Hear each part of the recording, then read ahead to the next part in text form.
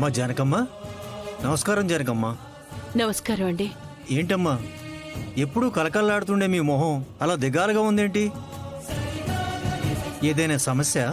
అవును పంతులు గారు, గుళ్ళో సంగతి తెలిసిందే కదా, ఆయన ఇంకా కోలుకోలేదు.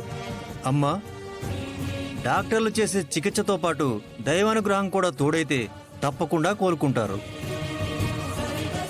ఆయుష్ హోమం చేయండి. ముక్కోటి దేవతల అనుగ్రహంతో మీ పసుపు కుంక నిలబడతాయమ్మా. ఆయన కళ్ళు తెరవడం కోసం ఎలాంటి ప్రయత్నం చేయమన్నా చేస్తాను. మంచిదమ్మా.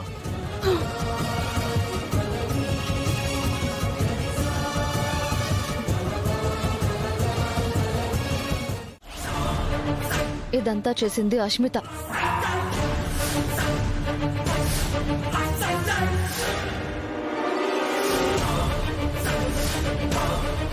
ఆ ప్రభాస్ చేత ఊరి జనాలని రెచ్చగొట్టించి డబ్బులు పంచాల్సిన పరిస్థితి సృష్టించి సీను బావ ఆ డబ్బులు తీసుకొస్తూ ఉంటే ఒక లేడీ నడ్డు పెట్టుకుని అష్మితని ఆ బ్యాగ్ ని మార్చేసింది.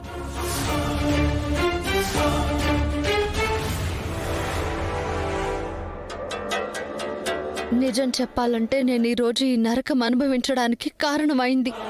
ఆ లేడీ అంటే ఎవరో ఒక ప్రెగ్నెంట్ లేడీ రోడ్డు మీద పడుంటే శ్రీను కార్ ఆపి హెల్ప్ చేశానన్నాడు.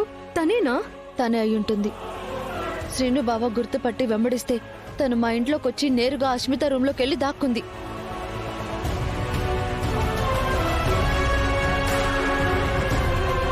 అయినా డబ్బు మార్చాల్సిన అవసరం అష్మితకి ఏమొచ్చింది? నా మీద ఉన్న ద్వేషం, నాన్న మీద ఉన్న కోపం. ఊరి వాళ్ళంతా ఎంతో నమ్మకంగా కట్టారు కదా చీటీలు. అక్కడ దెబ్బ కొడితే మోసం చేసిన వాళ్లుగా ఊళ్ళో మిగిలిపోతామని తన ప్లాన్. కానీ నేను డబ్బు తెచ్చి కట్టగలనని తను ఊహించలేదు.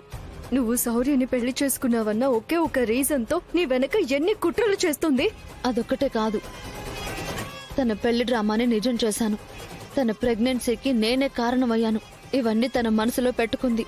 అందుకని కక్ష గట్టి అవకాశాలు సృష్టించుకుని మరీ ఇలా సాధిస్తుందా? ఏం చేస్తావ్? రాక్షస బుద్ధి ఉన్న వాళ్ళు అలాగే ప్రవర్తిస్తారు. వాళ్ళని ఎప్పటికీ మార్చలేం. కానీ అది మార్చిన ఒరిజినల్ నోట్స్ ని ఎలాగైనా రికవరీ చేయాలి. అష్మిత అనే గ్యారంటీ వచ్చిందిగా. ఆ డబ్బు రికవరీ చేయడానికి ఎంతో కాలం పట్టదులే. అది సరే, నాన్నకెలా ఉంది? అలాగే ఉన్నారు. ఎప్పుడు స్పృహలోకి వస్తారో చెప్పలేమన్నారు.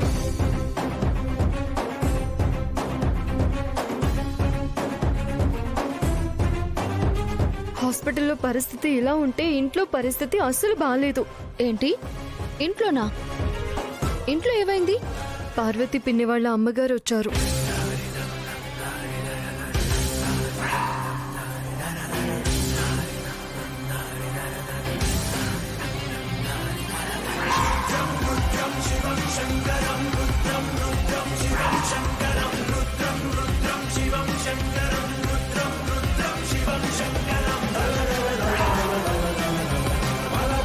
ఇప్పుడు ఇల్లులా లేదు. పెదనాన్నకి ఇష్టం లేని పనులన్నీ ఆ ఇంట్లో జరిగిపోతున్నాయి. అసలు ఇంత జరుగుతున్నా నువ్వెలా ఊరికే ఉన్నావు? నేనేం చేయను రామా. శివరం బాబాయ్ కూడా వాళ్ళ మాయలో పడిపోయారు.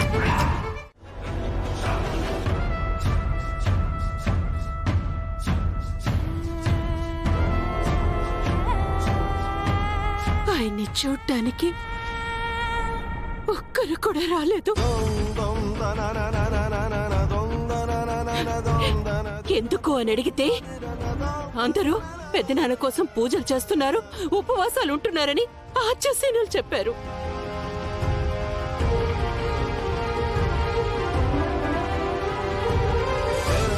ఇప్పుడు అర్థమవుతుంది.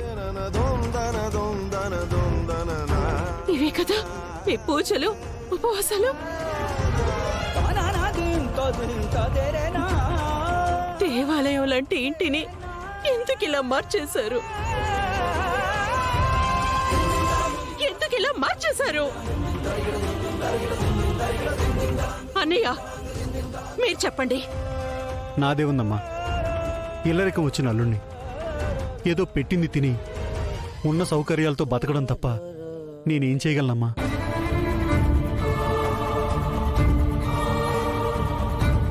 రోజులు ఇంట్లో లేకపోతే ఈ ఇంటిని వల్లగాడు చేసేశారు.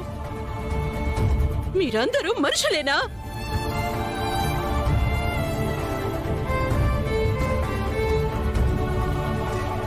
ఆ అనుమానమే నాకు వచ్చిందమ్మా. అడిగితే నా నోరు నొక్కేశారు. వాళ్ళకి నచ్చినట్టు చేసుకుంటున్నారు. చెప్పు, ఎందుకిలా చేశావు? ఎందుకిలా చేస్తున్నావు? అంటే అక్క, ఎప్పుడు ఒకేలా ఉండిపోవాలంటే ఎలా అక్క? ఆ, ప్రపంచం మారిపోతుంది, మనము మారిపోవాలి కదా. ఆపు. ఈ విషయాలు మీ బావగారికి తెలియదనుకున్నావా?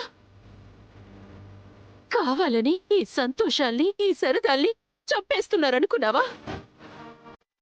వీటి వల్ల మనుషుల మధ్య బంధాలు, అనుబంధాలు అన్నీ తగ్గిపోతాయి,